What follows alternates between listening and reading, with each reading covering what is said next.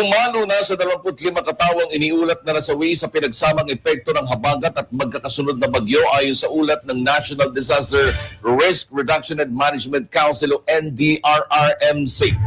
Base sa pinakasariwang situational report ng ahensya, 3 sa mga casualties ay beripikado na. Tig-isa sa Region 3, Region 10 at Caraga Region. Samantala, under validation pa rin ang mga nasawi sa NCR na umabot sa 9 katao.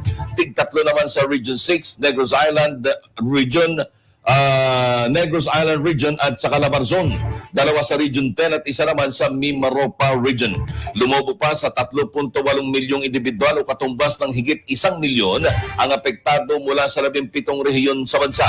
Sa nasabing bilang, 106 na po at 7,000 pa o higit 4 na po at 7,000 pamilya ang nanunuluyan ngayon sa iba't ibang evacuation centers sa mga naapektuhan ng kalamidad.